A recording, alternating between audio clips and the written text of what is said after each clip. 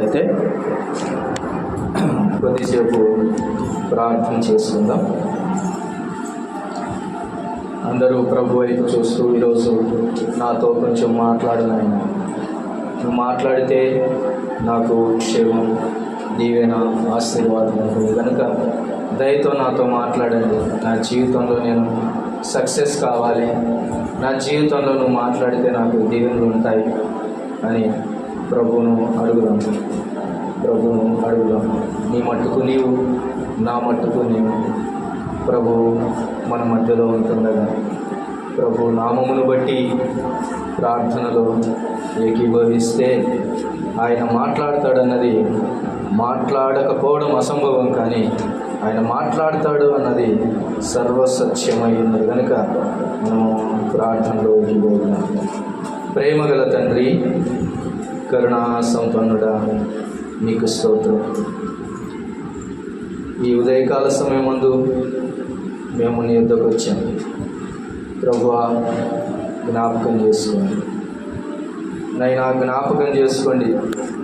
నువ్వు మాట్లాడితే మాకు క్షేమం, నువ్వు మాట్లాడితే మాకు దీవెన, నువ్వు మాట్లాడితే మాకు ఆశీర్వాదకరం గనుక నీ మాటల చెంతకు మేము వచ్చాం. దయతో మాతో మాట్లాడండి నాయన. ఆశగల ప్రాణాన్ని తృప్తిపరచండి. కొద్ది నిమిషాలు వాక్య ధ్యానంలోనికి మేము వెళ్తుండగా మీ సహాయమును మాతో ఉంచుమని ప్రార్థన చేస్తూ ఉన్నాం. ఎలాంటి నైనా డిస్టర్బెన్సెస్ లేకుండా నీ వాక్యమును మేము వినటానికి మాకు సహాయమును దయచేయమని ప్రార్థన చేస్తూ ఉన్నాం. వాక్యమంతటిలో నీ తోడును, నీ కాపుదలను మాతో ఉంచి మమ్మల్ని దర్శించుమని ప్రార్థన చేస్తూ ఉన్నాను. తండ్రి, చదవబోయే లేఖనాలను దీవెనకరంగా చేసి మీ నామమునకు మహిమ తెలుసుకోమని, మహిమ ఘనతా ప్రభావములు మీకే ఆరోపించుకొనొచ్చు మమ్మల్ని అందరినీ మీ దయగల హస్తమునకు అప్పగించుకుంటూ స్తోత్రములు అనొచ్చు. మా ప్రభువును మా రక్షకుడునైన యేసుక్రీస్తు వారి పరిశుద్ధమైన శ్రేష్టమైన నామమున స్తోత్రములు చెల్లించి ప్రార్థించి వేడుకొనుచున్నాము పరమ తండ్రి. ఆమేన్, ఆమేన్. ప్రభునందు ప్రియులారా, వాక్య ధ్యానంలోనికి మనము వెళ్తున్నాం. దేవుని కుమారుడైన యేసుక్రీస్తు సువార్త. ఈరోజు మన అంశం దేవుని కుమారుడైన యేసుక్రీస్తు. దేవుని కుమారుడు అన్నది ఆయనకు పేరు. ఆయన దేవుని కుమారుడు అనే మాట మనకు తెలుసు. ఈరోజు ఆయన దేవుని కుమారుడు, ఆయన మనుష్య కుమారుడు అని రెండు ఉన్నాయి. యేసుక్రీస్తు వారి యొక్క గుణగణాలలో రెండు లేదా బహుళత్వం కనబడుతుంది. ఒకటి ఆయన దేవుని కుమారుడు, రెండవది ఆయన మనుష్య కుమారుడు అనే మాటలను మనము ధ్యానం చేద్దాం. ఆయనకు ఉన్న లక్షణాలు రెండు అని ఇది నిరూపించబడినటువంటి సంగతి. రోమీలకు రాసిన పత్రిక 1వ అధ్యాయం 5వ వచనాన్ని మనం చదువుకున్నట్లయితే, రోమా పత్రిక 1వ అధ్యాయం 5వ వచనంలో నిరూపించబడిన ఈ సంగతిని మనము ఆలోచన చేద్దాం. చూడండి, దేవుని సువార్త నిమిత్తం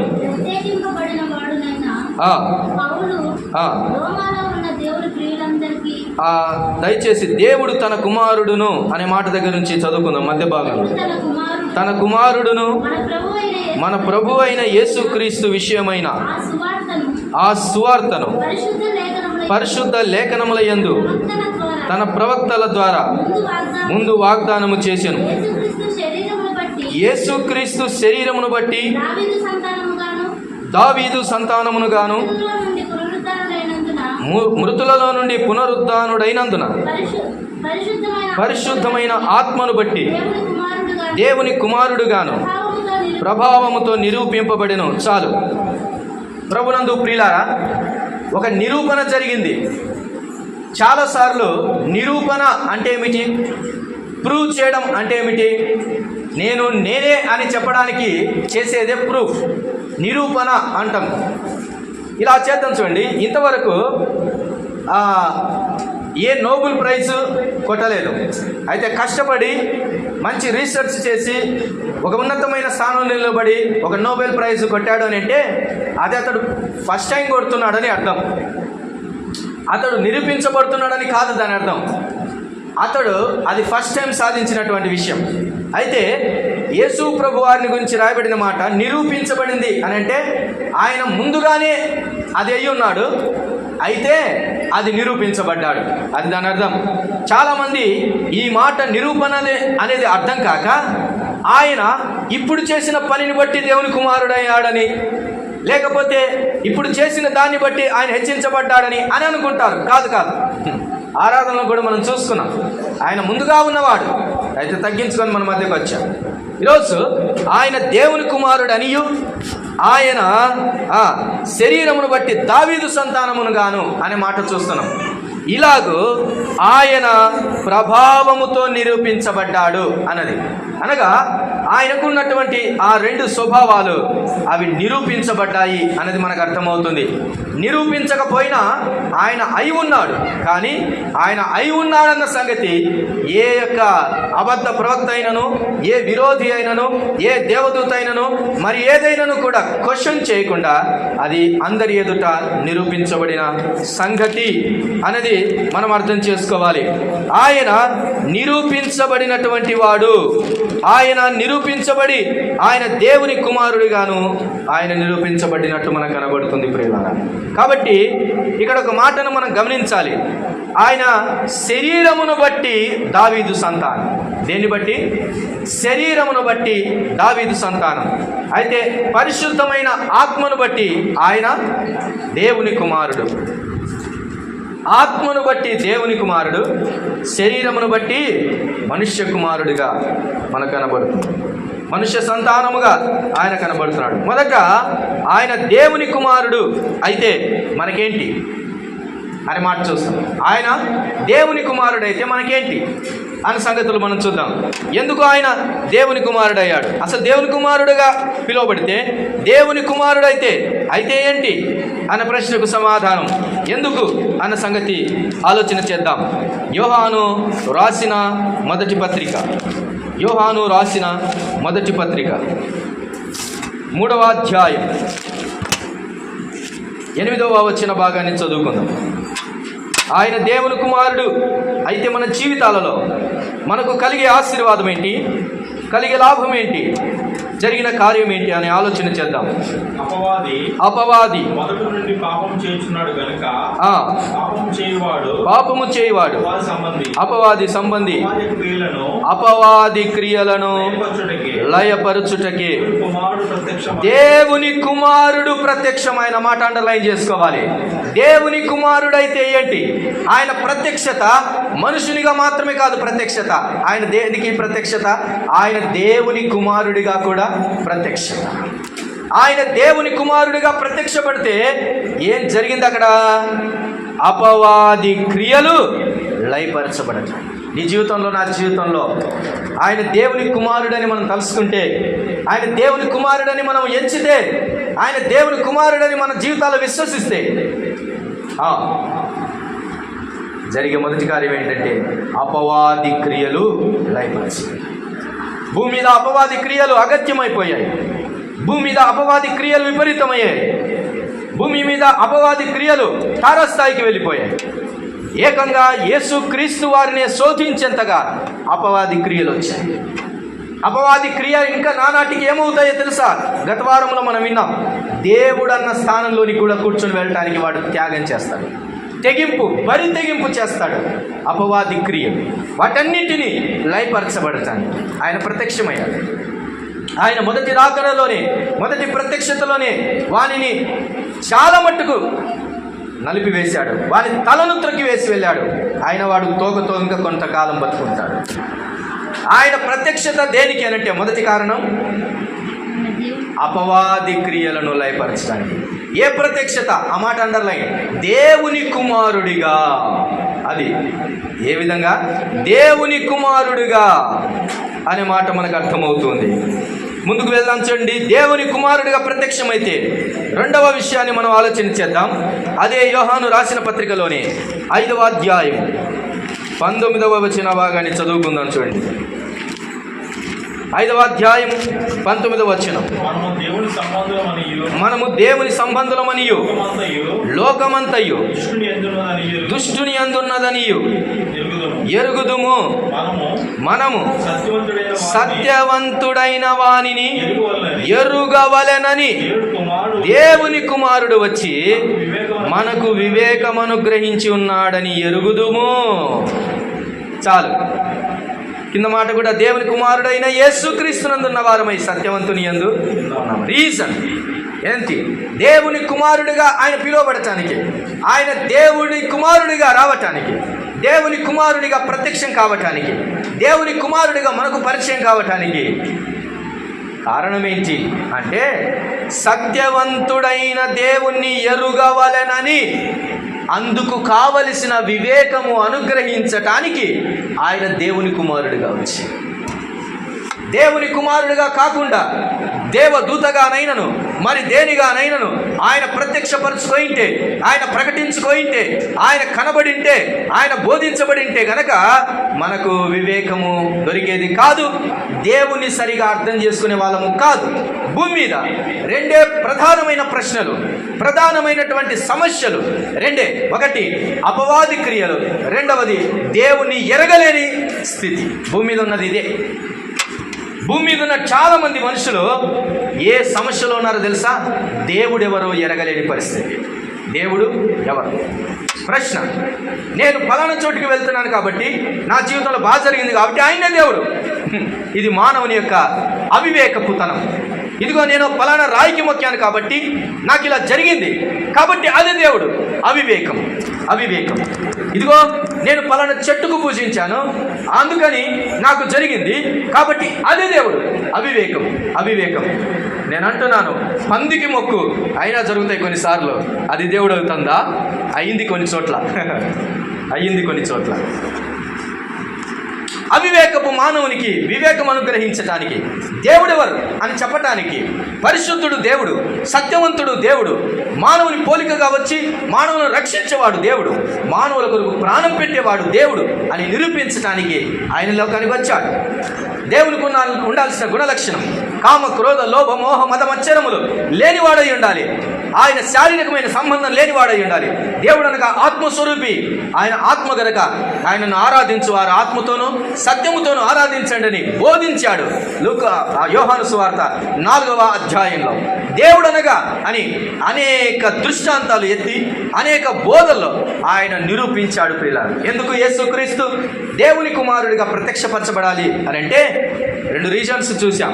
ఒకటి అపవాది క్రియలు లయపరచబడటానికి, రెండవది దేవుడని సత్యవంతుడైన దేవుణ్ణి, నిజమైన దేవుణ్ణి ఎరగటానికి, వివేకం అనుగ్రహించడానికి ఆయన దేవుని కుమారుడిగా ప్రత్యక్షమయ్యాడు. ఈ వివేకం మనకు మన కుటుంబాలకు ఉండును గాక.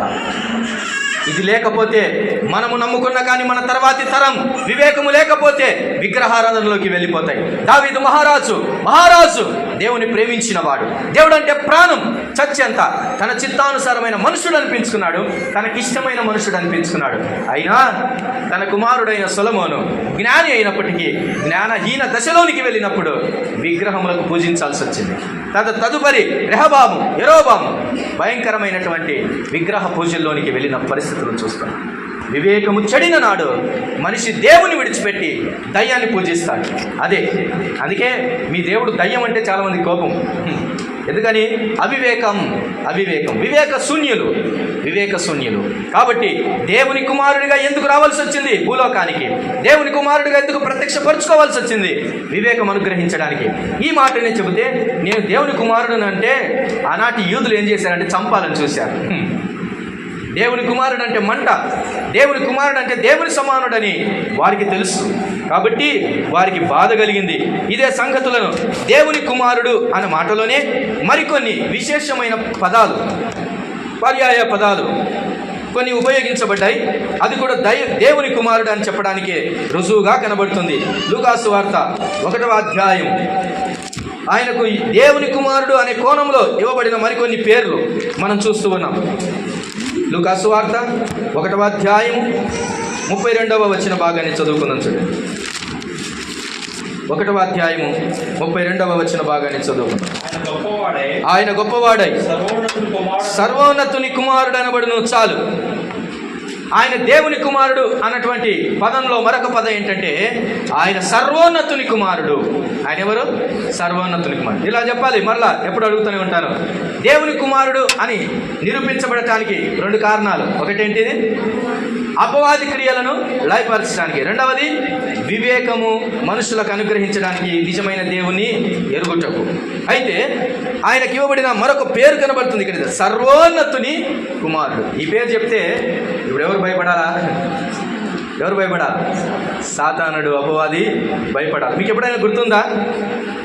యేసు ప్రభు వారు ఆ చోటికి వస్తూ ఉన్నప్పుడు దయ్యం పలికిన మాట ఇదే. ఇంకేం పలకల, ఇదే మాట పలికింది. ఏం మాట పలికింది? సర్వోన్నతుడైన దేవుని కుమారుడా. దేవుని కుమారుడు అన్న పదం వింటేనే దాని గుండెల్లో భయం దడబుడుతుంది. ఏ పదం అనలే, దావీదు కుమారుడు అనలాది. ఏమనింది? సర్వోన్నతుడైన దేవుని కుమారుడు అనే పలికించడింది. సబ్జెక్టు బాగా తెలుసు దానికి. నీకు నాకు తెలియదు ఏమంటే పిలుస్తుంటాం, ఎట్టబడితే అట్ట ప్రార్థన చేస్తుంటాం. మనకు సబ్జెక్ట్ తెలియదు, సాతానికి సబ్జెక్ట్ తెలుసు. అందుకనే భయపడి ఇదే పదాన్ని ఎత్తి పట్టుకుంది. సర్వోన్నతుడైన దేవుని కుమారుడా. వణికిపోయింది. నాతో నీకేం పని? అప్పుడే మమ్మల్ని శిక్షించడానికి వచ్చావా? అర్థమైపోయింది. అపవాది క్రియలను లయపరచడానికి వచ్చిన వాడు దేవుని కుమారుడే అని అపవాదికి అర్థమైపోయింది. అందుకని అప్పుడే మమ్మల్ని శిక్షించడానికి వచ్చావా? ఎంత భయం అండి దానికి, ఎంత భయం. అందుకని దయ్యాలతో పోరాడుతున్నప్పుడు ఈ పదాన్ని పలకడం చాలా ఇంపార్టెంట్. దేవుని కుమారుడు అని పలకడం, దానికి భయం. కనుక ఆ దేవుని కుమారుడే సర్వోన్నతుడైన దేవుని కుమారుడిగా నిరూపించబడ్డాడు. యోహాను సువార్త 19వ అధ్యాయంలో ఆయన దేవుని కుమారుడిగా నిరూపించబడటం అన్నది ఎంత భయానకమో సాతానికి, అదేవిధంగా అంత ఎక్స్పెన్స్ కూడా. యోహాను సువార్త 19వ అధ్యాయము 7వ వచన భాగాన్ని చదువుకుందాం. చూడండి. మాకు ఒక నియమం కలదు, తాను దేవుని కుమారుడనని ఇతడు చెప్పుకొనెను గనుక ఆ నియమము చొప్పున ఇతడు చావవలెనని. చాలు. దేవుని కుమారుడా అనిపించుకోవాలంటే చావుతో పోరాటం. దేంతో పోరాటం? చావుతో పోరాటం. దేవుని కుమారుడు అని అన్నందుకు, నేను దేవుని కుమారుడనని అన్నందుకు వాళ్ళు అంటున్నారు ఇతడు దేవుని కుమారుడు అని చెప్పుకున్నాడు కాబట్టి ఇతడు మరణమునకు అర్హుడు, చంపేస్తాం. అపవాది మనుషుల్లో పనిచేస్తాం. వివేక శూన్యులైన మానవులు దేవుని కుమారుడు అని ఎరగలేకపోతున్నారు. దేవుని కుమారుడు అంటే మంట పుడుతుంది. వాళ్ళ సబ్జెక్టులో కొంత రీజన్ ఉంది. ఏంటి? దేవుని కుమారుడు అంటే దేవుడే అని అర్థం. కరెక్టే. దేవుని కుమారుడు అంటే దేవుడే, దేవుని సమానుడే, దేవుడే దేవుని కుమారుడు అని అర్థమైపోయింది. అరే దేవుని కుమారుడిగా చెప్తున్నాడంటే దేవ సమానుడిగా చేసుకుంటున్నాడే, కాబట్టి ఆ నియమం చొప్పున ఇతడు చావాలి అని అంటున్నాడు. దేవుని కుమారుడిగా, సర్వోన్నతుడైన దేవుని కుమారుడిగా ఆయన పిలువబడ్డాడు. ఆయనకి ఇవ్వబడిన మరొక బిరుదును చూద్దాం. చూడండి. దేవుని కుమారుడు అన్న దాంట్లోనే మరొక విశేషణ పదం. 3వ అధ్యాయము యోహాను సువార్త 16వ వచనాన్ని మనం చదువుకుందాం. యోహాను సువార్త 3వ అధ్యాయము 16వ వచనం. దేవుడు లోకమును ఎంతో ప్రేమించెను కాగా ఆయన తన అద్వితీయ కుమారునిగా పుట్టినవాని యందు విశ్వాసముంచు ప్రతివాడు నశింపక నిత్య జీవం పొందును ఆయనను అనుగ్రహించెను. ఆయన దేవుని కుమారుడని నమ్మితే విశ్వసించిన వారందరికీ ఏం కలుగుతుందంట? విడుదల, రక్షణ కలుగుతుంది. అయితే ఆయనకి ఇవ్వబడిన ఒక పేరు ఇక్కడ ఏంటిదంట? అద్వితీయ కుమారుడు. అంటే ఈయన కుమారత్వం అనేది అంత అద్వితీయం. ఈయన కుమారత్వం అనేది అంత అద్వితీయం. అంటే ఈయన దేవునికి కుమారుడైనట్టుగా ఇంకెవ్వరూ దేవునికి కుమారులు కారు. ఈయన అయినట్టుగా, అది అద్వితీయం. అంటే మనము దేవుని పిల్లలమనే పిలువబడతాం. నమ్ముకుంటే, విశ్వసిస్తే, బిలీవ్ చేస్తే మనము ఎవరమవుతాం? దేవుని పిల్లలం. యేసు ప్రభే అన్నాడు కీర్తనల గ్రంథంలో, ఏమన్నాడు? మీరు దైవములని, అనగా దేవుని కుమారులని, దేవుని పిల్లలని నేను అన్నాను కదా అన్నాడు. అయితే మనకు దేవునికి మధ్యలో ఉన్న కుమారత్వము వేరే, యేసు ప్రభు కుమారుడు వేరే. దాన్నే అద్వితీయం అంటాం. దాన్నే అద్వితీయం అంటాం. అంటే ఆయన కుమారుడు అయినట్టుగా ఇంకెవరు కుమారుడిగా కాలేదు. That is very essential topic. ఆయన కుమారత్వం ఒక ఎసెన్షియల్, అది ప్రత్యేకమైన కుమారత్వం. చూడండి, ఆయన కుమారత్వమును గురించి మనం ఆలోచన చేస్తూ ఉంటుండగా యోహాను సువార్త 1వ అధ్యాయం 16వ వచనం, 17వ వచనం లేదా 18వ వచనం చదువుకొని చూడండి. 18. ఎవడును ఎప్పుడైనాను దేవుని చూడలేదు, తండ్రి రొమ్ముననున్న అద్వితీయ కుమారుడే. చాలు. ఈ అద్వితీయ కుమారుడు ఎక్కడి నుంచి వచ్చాడు? తండ్రి రొమ్ములో నుంచి వచ్చాడు. అది మనమంతా ఎలా పుట్టాం?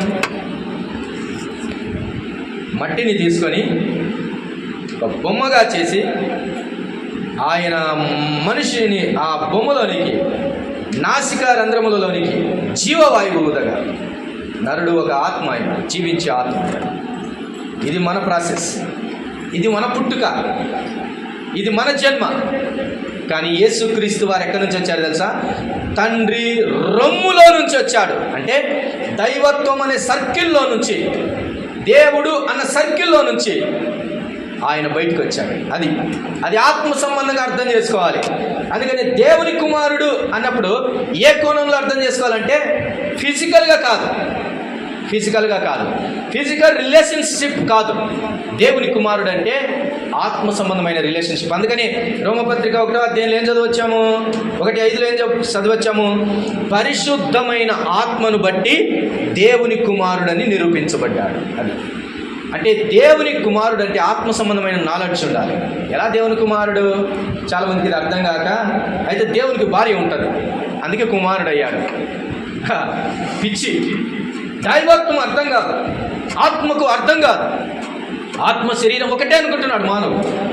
ఆత్మ సంబంధమైన కోరికలు, ఆత్మ సంబంధమైన ఆలోచనలు, ఆత్మ సంబంధమైన జీవితం, ఆత్మ సంబంధమైన పుట్టుక వేరే. అది మానవునికి అర్థం కాదు. ఆ వివేకమే లేదు మానవునికి.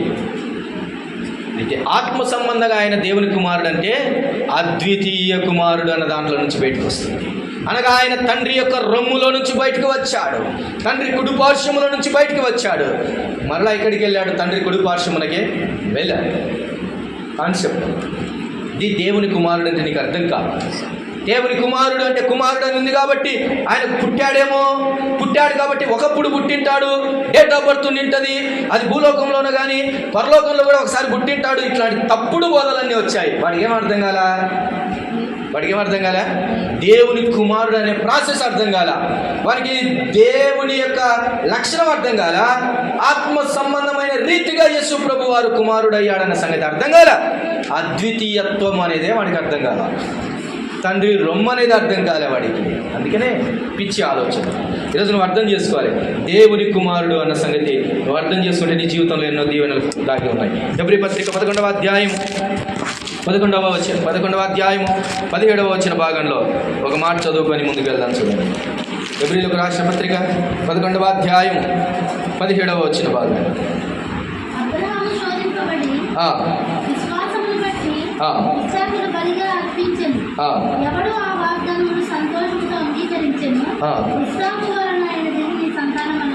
సరే, ఆ మాటను అలా ఉంచండి. యోహాను సువార్త 5వ అధ్యాయంలో 18వ వచనాన్ని చదువుకొని తర్వాత భాగంలో అక్కడికి వెళ్దాం. కానీ యోహాను సువార్త 5వ అధ్యాయము 18వ వచనం. యోహాను సువార్త 5వ అధ్యాయము 18వ వచనం.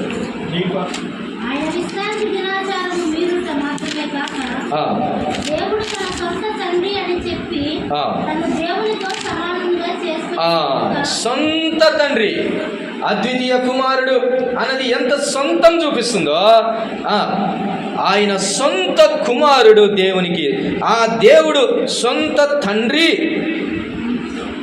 అని చెప్పి తను దేవునితో సమానునిగా చేసుకున్నట్లు. అంటే అద్వితీయ కుమారుడు అనగా, సొంత కుమారుడు అనగా, లేదా దేవుని సొంత తండ్రి అనగా దాని అర్థం ఏమిటి అని అంట, దేవునితో సమానుడు అని అర్థం.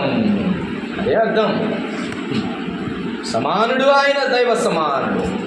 ఆయన దైవ సమానుడు అంటే ఎవరెవరికి కోపం వస్తుందో, ఆయన దైవ సమానుడని ఎవరెవరికి కోపం వస్తుందో వారందరూ క్రీస్తు విరోధులే, క్రీస్తును చంపాలనుకున్న వారే, క్రీస్తు దైవత్వాన్ని చంపాలనుకున్న వారే, క్రీస్తు దైవత్వాన్ని తగ్గించాలనుకున్న వారే, క్రీస్తును తక్కువ చేయాలని మనసు కలిగిన ప్రతి వాడు అదే స్వభావం కలిగిన వాడు. మీరు అదే స్వభావం కలిగిన వాడు. ఏం చేద్దాం? ఆయన దైవ సమానుడే. మరి యేసు ప్రభు వారికి ఏ లక్షణాలు ఉన్నాయో తండ్రికి అదే లక్షణాలు ఉన్నాయి. సృష్టించడంలో తండ్రి ఎంత భాగస్థుడైనాడో యేసు ప్రభు అంతే భాగస్థుడై ఉన్నాడు. మరి దేవుని విడదీయించడానికి మనుషులు ఎంతటి వారు? ఇది దేవుని కుమారుడు అని చెప్పడానికి రుజువులు చూస్తున్నాం. రెండో మాట, ఆయన దేవుని కుమారుడు మాత్రమే కాదు, ఆయన మనుష్య కుమారుడు అని కూడా చూసాం. ఆ మాటలు కూడా కొన్ని చూసుకొని పాట భాగంలోనికి మనము ముగింపులోనికి వెళ్దాం. చూడండి, మత్తయి సువార్త 1వ అధ్యాయము 1వ వచనం. మత్తయి సువార్త 1వ అధ్యాయము 1వ వచనం దయచేసి చదవండి. అబ్రహాము కుమారుడగు దావీదు కుమారుడైన యేసుక్రీస్తు. చాలు. ఇది మనుష్యుని కుమారుడు అని చెప్పడానికి ఈ కోణం. ఇది దేనిని బట్టి? రోమాపత్రిక 1వ అధ్యాయం 5వ వచనం చదువుకొని వచ్చాం. శరీరమును బట్టి. దేన్ని బట్టి? శరీరమును బట్టి. ఫిజికల్ ఆలోచన చేసినప్పుడు, ఫిజికల్ ఆలోచన చేసినప్పుడు. దేవుని కుమారుడు అంటే దేవునికి పుట్టాడు అని శారీరక సంబంధము కాదు. మనుష్య కుమారుడు అంటే మనిషికి పుట్టాడు అన్న శారీరక సంబంధం కూడా కాదు. అది కూడా అర్థం చేసుకోవాలి. ఈ రెండింటిని బియాండ్గా ఆలోచన చేస్తేనే దేవుని కుమారుడైన మనుష్య కుమారుడైన యేసుక్రీస్తు నీకు అర్థమవుతాడు. అర్థమైతేనే నీకు రక్షణ, లేకపోతే లేదు. అంతే. కాబట్టి ఈయన అబ్రహాము కుమారుడైన దావీదు కుమారుడైన, అయితే ఎంతమందికి కుమారుడైతాడండి ఈయన? అయితే ఒకరికి కుమారుడైతాడు. ఎంతమంది కుమారుడైతారు? మరి ఈ లెక్క ఏంటి? ఈ లెక్క ఏంటి ఆలోచన చేయాలి. ఈ లెక్క మనకు అర్థం కావాలి. ఈ లెక్క నీకు అర్థం కావాలి. ఇది శరీర సంబంధమైన లెక్క కాదు. మొదట అబ్రహాము కుమారుడని అనబడ్డాడు. యెషయా గ్రంథం 61వ అధ్యాయము 1వ వచనాన్ని చదువుకుందాం. చూడండి, యెషయా గ్రంథం 61వ అధ్యాయం 1వ వచనాన్ని చదువుకుందాం. ప్రభువు యెహోవాత్మ నా మీదకి వచ్చి ఉన్నది, దీనులకు సువార్తమాను ప్రకటించుటకు యెహోవాను అభిషేకించాను. నలిగిన హృదయం గల వారికి దృఢపరచుటకును, శరణున్న వారికి విడుదలను, బంధింపబడిన వారికి విముక్తి ప్రకటించుటకును, యెహోవా హితవస్త్రమును మన దేవుని ప్రత్యామ్నాయ దినమున ప్రకటించుటకును, భక్తులందరినీ ఓదార్చుటకును, సియోనును దుఃఖించే వారికి ఉల్లాసవస్త్రం ధరింపజేయటకును, బూడిదకు ప్రతిగా పూదండను, దుఃఖము ప్రతిగా ఆనంద తైలమును, భారభరితమైన ఆత్మకు ప్రతిగా స్తుతి వస్త్రమును వారికి ఇచ్చుటకు ఆయన నన్ను పంపి ఉన్నాడు. This is the reason. ఆయన మనుష్య కుమారుడు అనడానికి కారణం ఏమిటంటే సువార్త ప్రకటించాలి, హృదయము నలిగిన హృదయం గల వారిని బలపరచాలి, చెరలో ఉన్న వారిని విడుదల ప్రకటించాలి, దుఃఖాక్రాంతులైన వారిని ఓదార్చాలి, దుఃఖించు వారిని ఉల్లాస వస్త్రములతో ధరింపచేయాలి, బూడిదకు ప్రతిగా భుదండన, దుఃఖమునకు ప్రతిగా ఆనంద తైలము, భారభరితమైన ఆత్మకు ప్రతిగా స్తుతి వస్త్రమును వారికి ఇచ్చుటకు ఆయన మనుష్య కుమారుడిగా రావాల్సి వచ్చింది. అది ఆయన రక్షించడానికి మానవులను భూలోకానికి ఆయన మనుష్య కుమారుడిగా దిగి రావాల్సి వచ్చింది. ఇంతవరకు చూడండి, ఆయన ఆదికాండం 22వ అధ్యాయంలో 18వ వచనంలో ఒక రీజన్ కనబడుతుంది. ఆయన ఎందుకు మనుష్యుని కుమారుడిగా ఎంచబడి రావాల్సి వచ్చింది. మనుష్య కుమారుడిగా ఆ లెక్క ప్రకారం రావాల్సినటువంటి ఆవశ్యకత ఏమిటి? 22వ అధ్యాయము ఆదికాండం 18వ వచనం. మరియు నీవు నా మాట వినునందున భూలోకములో జనములన్నీ ఆ, ఈ సంతానం వలన ఆ, ఆశీర్వించబడినని నా తోడని ప్రమాణం చేయుచున్నానని యెహోవా సెలవిచ్చి ఉన్నాడు. యెహోవా అబ్రహాంకి ఇచ్చిన వాగ్దానం ఒక కారణం కనబడుతుంది. ఏమిటా వాగ్దానం? నా మాట వినినందున భూలోకములోని జనములన్నీ నీ సంతానం వలన ఆశీర్వదించబడును. ఆ వాగ్దానము నెరవేర్చటానికి, వాగ్దానాలు నెరవేర్చడానికి ఎవరికి ఇచ్చినాడు వాగ్దానం? ఇది అబ్రహాంకి ఇచ్చాడు. అబ్రహాము వలన అబ్రహాంకి ఇచ్చిన వాగ్దానాన్ని దేవుడు నెరవేర్చాలి భూలోక జనులందరినీ అని అంటే అబ్రహాము కుమారుడిగా యేసు ప్రభు రావాలి. ఎవరి కుమారుడిగా రావాలి? అబ్రహాము కుమారుడిగా యేసు క్రీస్తు రావాలి. అందుకని ఆయన అబ్రహాము కుమారుడు అని చదువుకొని వచ్చాము. ఆయన అబ్రహాము కుమారుడు అనడానికి, అబ్రహాంకి ఇచ్చిన వాగ్దానాన్ని నెరవేర్చడానికి అన్న సంగతి మనకు అర్థం కావాలి. అందుకని వాగ్దాన రూపకంగా, అందుకని ఇంతవరకు ఎబ్రీ పత్రికలో చదువుకొని వచ్చాము. వాగ్దాన పూర్వకముగా ఇదిగో ఇస్సాకును అర్పించినట్టుగా యేసు ప్రభు అర్పించబడాలి. కాబట్టి అబ్రహాము సంతానం అనబడాలి. ఆశీర్వాదమునకు కారణం గలతీ పత్రిక 3వ అధ్యాయం 19వ వచనం. గలతీ పత్రిక 3వ అధ్యాయం 19వ వచనం. గలతీ పత్రిక 3వ అధ్యాయం 19వ వచనాన్ని చదువుకుందాం. అలాగైతే ధర్మశాస్త్రం ఎందుకు? ఎవరికి ఆ వాగ్దానము చేయబడినో ఆ సంతానము వచ్చు వరకు అది అతిక్రమమును బట్టి దానికి తరువాత ఇయ్యబడెను. అది మధ్యవర్తి చేత దేవదూతల ద్వారా నియమింపబడెను. మధ్యవర్తి ఒకరికి మధ్యవర్తి కాడు కానీ దేవుడొక్కడే. ఇక్కడ రాయబడిన మాట ఆ సంతానము వచ్చు వరకు. 16వ వచనంలో చూడండి, ఎవరితో మాట్లాడుతున్న సంభాషణ ఇది ఎత్తి పట్టుకుంటున్నాడు. అబ్రహామునకును అతని సంతానమునకు వాగ్దానము చేయబడెను. ఆయన అనేకులను గూర్చి అన్నట్టు సంతానములకును అని చెప్పక ఒకని గూర్చి అన్నట్టే నీ సంతానమునకును అనేను. ఆ సంతానము ఎవరు? క్రీస్తే. ఆ సంతానము క్రీస్తే. ఈ ప్రాసెస్ ఈ ఫంక్షనాలిటీ అర్థం కావాలి. ఎందుకంటే అంతవరకు మానవులలో ఆశీర్వాదం కోల్పోయారు. మానవులు దేవుని పోలిక కోల్పోయారు. మానవుడు దయ్యము పోలికలోనికి వెళ్ళిపోయాడు. అయితే తిరిగి మానవుడు ఆశీర్వదించబడాలి. శాపగ్రస్తుడయ్యాడు మానవుడు. ఆది కాండంలో ఆది ఆదాము చేసిన పాపం వలన శాపగ్రస్తులయ్యారు. భూమి శాపమైపోయింది. అలాంటి మానవుని తిరిగి మరలా ఆశీర్వదిస్తానంటాడు. ఆశీర్వాదం అంటే ఆనాడు అబ్రహాంతో చెప్పినటువంటి నిర్వచనంలో కూడా ఏం భాగముందో, ఏం అర్థం ఉందో ఇప్పుడు అదే అర్థం. ఆశీర్వాదం అంటే డబ్బని కాదు, లేకపోతే ఇంకోటి అని కాదు. అప్పటికే అబ్రహాంకు చాలా ఉన్నాయి. అయినా ఆశీర్వదిస్తానంటున్నాడంటే ఈ ఆశీర్వాదం ఆత్మ సంబంధమైనది. అనగా క్రీస్తు ద్వారా సకల జనులు ఆశీర్వదించబడాలి. ఒక నియమం. ఆ నియమాన్ని నెరవేర్చడానికి ఆయన మనుష్య కుమారుడిగా దిగొచ్చాడు. దిగి వచ్చి ఎవరి కుమారుడు అనబడ్డాడు? అబ్రహాము సంతానం అనబడ్డాడు. అందుకని ఆయన మనుష్య కుమారుడు అనబడ్డాడు. మార్కు సువార్త 10వ అధ్యాయం 47వ వచనం. మార్కు సువార్త 10వ అధ్యాయం 47వ వచనాన్ని చూడండి. మార్కు సువార్త 10వ అధ్యాయం 47. ఈయన నజరేయుడైన యేసు అని వాడు విని దావీదు కుమారుడా యేసు నన్ను కరుణించు. చాలు. దయ్యానికి అర్థమైన కాన్సెప్ట్ ఏంటిది చెప్పండి? దేవుని కుమారుడా, అది దానికి భయం. మానవునికి కావాల్సింది ఏంటి? దావీదు కుమారుడా, దేవుని కుమారుడా అనే మాట కంటే మానవుని రక్షించాలంటే మానవుని కొరకై యేసు ప్రభు వారు ఎలాగ రావాలి తెలుసా? మనుష్య కుమారుడిగానే రావాలి ఆయన. అందుకని అబ్రహాము సంతానం అనబడ్డాడు. రెండవది దావీదు కుమారుడు, దావీదు సంతానం అనబడ్డాడు. దావీదు సంతానం అనబడితేనే మనకు రక్త ప్రోక్షణం జరుగుతుంది, ఆశీర్వాదం జరుగుతుంది. అందుకే ఆయన మనుష్య పోలికగా రావాలి. దేవుడు ఆశీర్వదించాలంటే పైనుంచే ఆశీర్వదించబడుదురు గాక అంటే అయిపోయాగా. అంత ఈజీ ప్రాసెస్ కాదండి, అంత ఈజీ ప్రాసెస్ కాదు.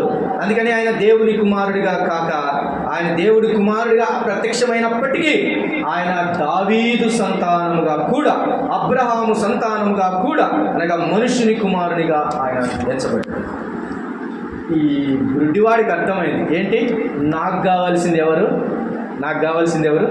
దావీదు కుమారుడా. ఏమంటున్నాడు?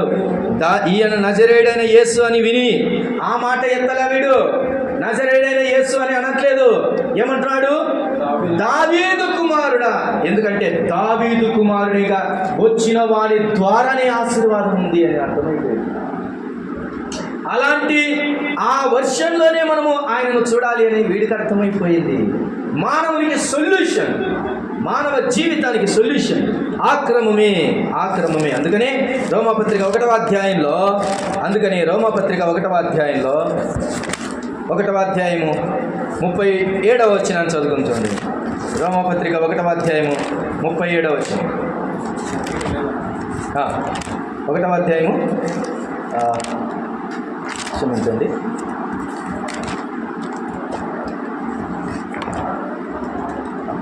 7వ వచనమే. 3 నుంచి 7 వచనాలు ఉన్నాయి కాబట్టి ఆ మాటను చదువుకుంటాం. ఇంతవరకు చదివచ్చాం కదా, అదే మాట. శరీరమును బట్టి దావీదు సంతానం. ఆ పైన మాట చూడండి.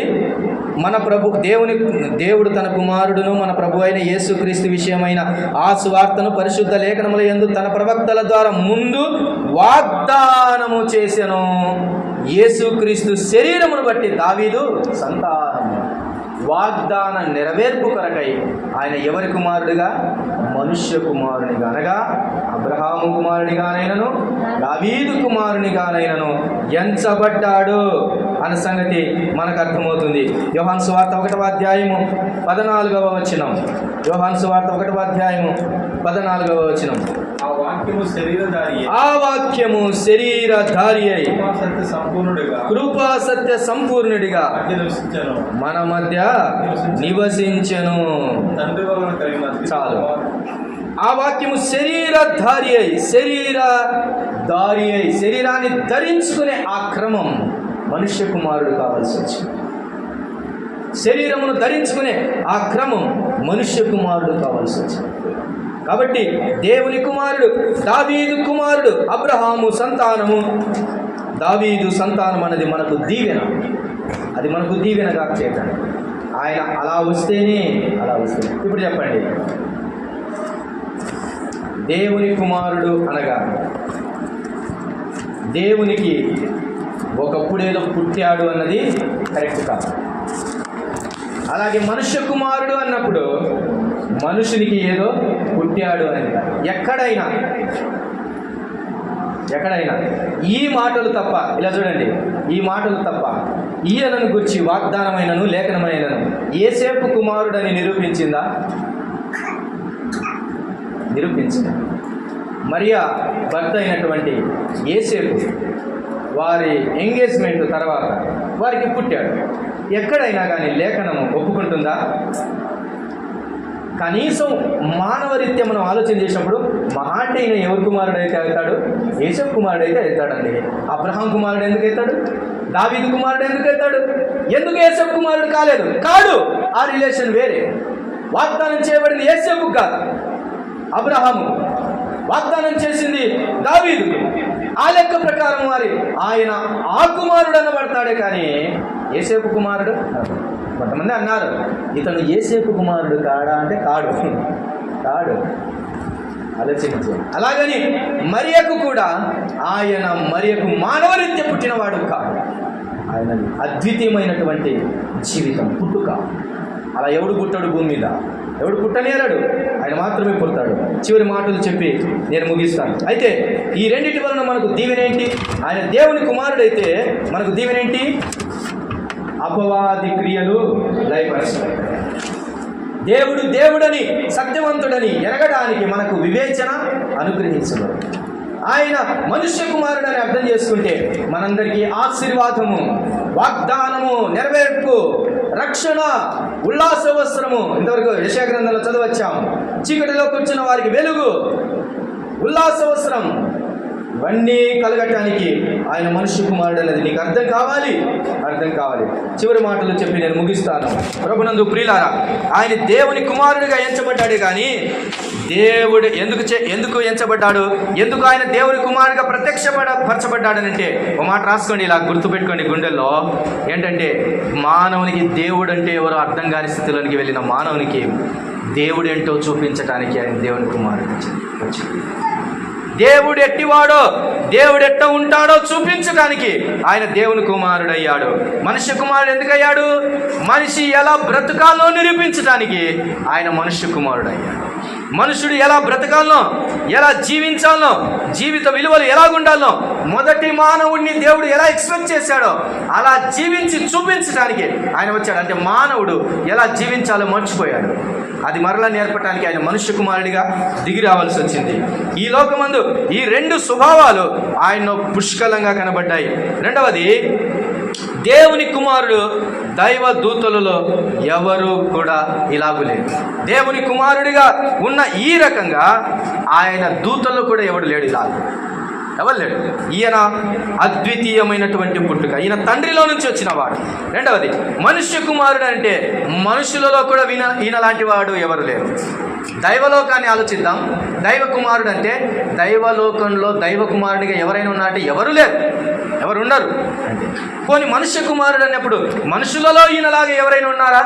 ఎవరు ఉండరు, ఉండనేరరు. అది ఆయన ప్రత్యేకత. బియాండ్ ఆలోచన చేయాలి. మూడవదిగా, ఆయన దూతవలే లేడు. ఆయన ఎలాగూ లేడు?